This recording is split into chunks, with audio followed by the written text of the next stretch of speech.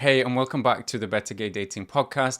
My name is Ed, and in this episode, I want to try something a bit different. I'm going to answer one question I often get asked: how and why I became a dating and relationship coach for gay and bi men. So let's get into it. So, one thing I love about coaching is that great coaches come from all different kinds of backgrounds. There's no single route or entry point into this work. So, I thought I'd dedicate an episode to my origin story and share a bit about how it shaped how I work with gay and bi men in their personal lives today. So yeah, as a lot of you know, my background is as a musician and writer. Before I became a coach, I was a full-time musician for over a decade. So I finished my master's degree in London in 2012 and started my freelance career there, mostly a mix of teaching, writing, and musical directing. Actually, my first professional musical directing job was with a gay performance artist called David Hoyle, who some of you guys might know. He'd collaborated with the writer Richard Thomas, who's best known for writing Jerry Springer at the Opera, on this very filthy, very queer Christmas show called Merry Hell. So yeah, after a year or so of freelancing in London, I moved to New York to study on a musical theatre writing program. So I was mostly writing, musical directing, and teaching there, similar sort of stuff. It was around that time I also got started with my first online business, which was in music education. And so, yeah, if you spend much time in New York, you'll know it's only a matter of time before you end up with all kinds of wild stories. And one of my favorites, and the one I sometimes drop in bios when I want to share something unusual, was the time I got to accompany Ian McKellen from the piano at this super fancy party. I know it's not directly coaching related, it's a bit of a self-indulgent story, but it's a super fun one, so just stay with me. Basically, one of the producers of Merry Hell, the cabaret show I worked on in London, was also the producer of the TV sitcom Vicious, which you might have seen. It starred Ian McKellen and Derek Jacobi as this older gay couple who are like constantly at each other's throats but deeply love each other. So yeah, it's the summer of 2015, and Ian and Derek were Grand Marshals for that year's Pride Parade in New York. And so my producer friend and the team were over taking care of them. And they'd all been invited to this party a descendant of Oscar Hammerstein was hosting, who happened to have Oscar Hammerstein's original piano in her apartment, as in Oscar Hammerstein of Rodgers and Hammerstein, who, if you didn't know, I don't know if I need to explain this, but if I do, they're the guys who wrote Oklahoma, Sound of Music, The King and I, and all of that. So apparently the piano wasn't being played much, and my producer friend is like, they're looking for someone to play some cocktail music on the piano at this party. I think I could get you invited.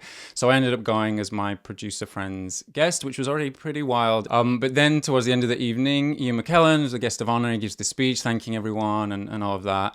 And just leaned over to me across the piano and was like, hey, do you know how to play I Am What I Am? You know, this huge gay anthem from the 1980s from the musical La Cage aux Folles. And so I actually didn't know the song from memory, but I managed to pull the chords up on my phone, and that basically was that. That's how I once got to perform with gay icon, activist, and Gandalf, Sir Ian McKellen, at a fancy pride party while he led the room singing I Am What I Am from La Cage aux Folles. And so, yeah, I was in New York until late 2016 before leaving to start a digital nomad chapter. So I was doing my usual writing, teaching online, various creative projects. And yeah, around that time, I finished my first book, which is on songwriting, and did a really exciting project for Oriental DreamWorks in Shanghai. I also made my professional theatre writing debut with a musical called My 80-Year-Old Boyfriend, which in this context is not what you think. It's a one-actress musical about an intergenerational friendship.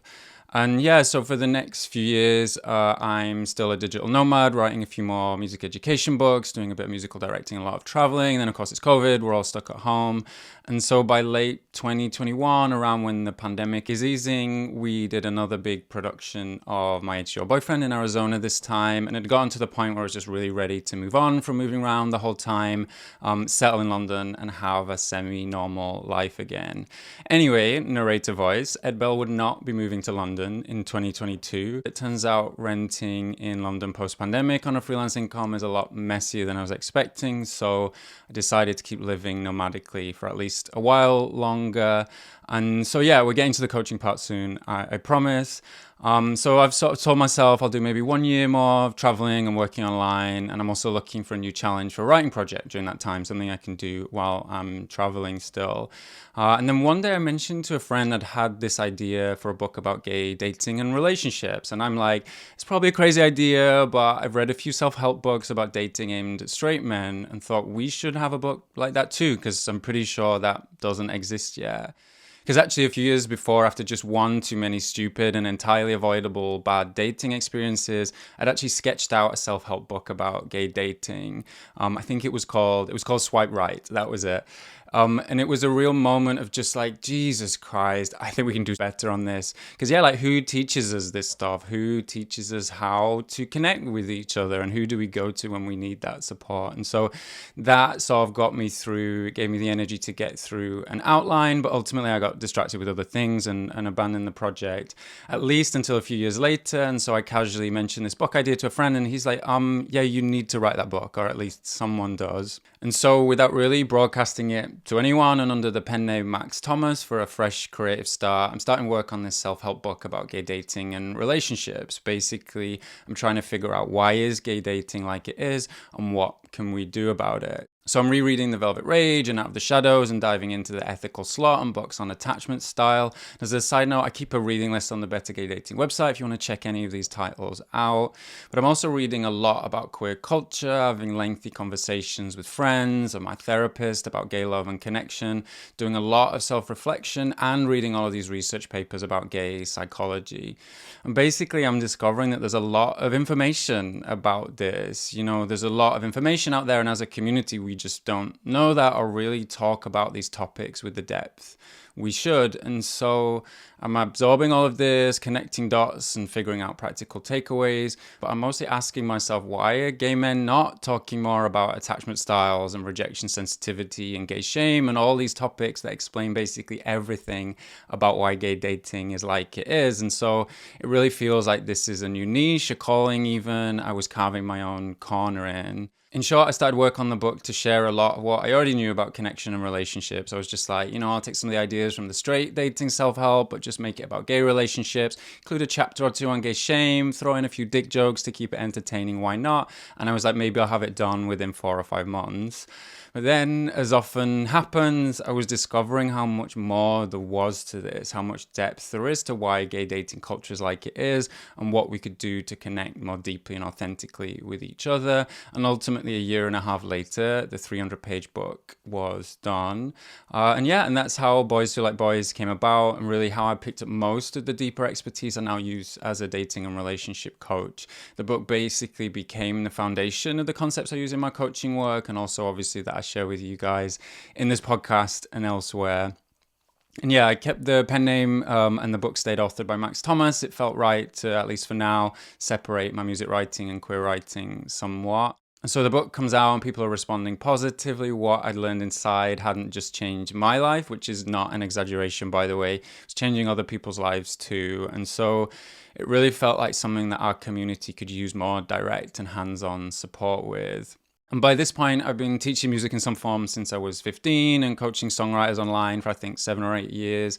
And I'm looking into what professional relationship coaching is and thinking, yeah, our community definitely needs more people who can offer this support specifically to gay, bi, and queer men, because a lot of these resources aimed at straight people just aren't quite doing it for us.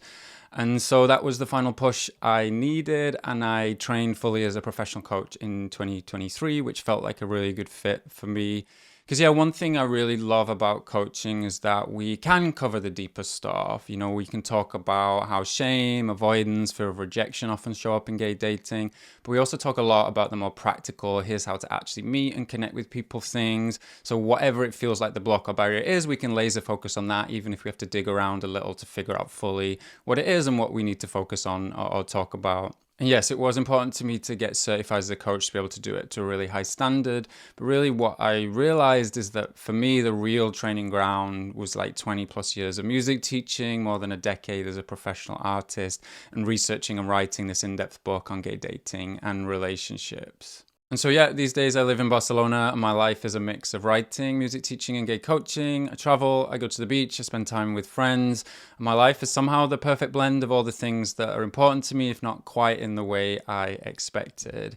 Because honestly, stepping into this work at first did feel like a new chapter or new start, but 2 and a bit years into this, it really feels like it's just a continuation or refocusing of the last one. I think what I've learned is that whether it's writing, teaching, coaching, or making theatre, basically everything I do in my life is about connection, self-expression, or just helping people build a more fulfilling or meaningful life. And I promise this isn't the part of the video where I do one of those LinkedIn posts. It's like I had stomach cramps for 3 days and here's what it taught me about corporate middle management.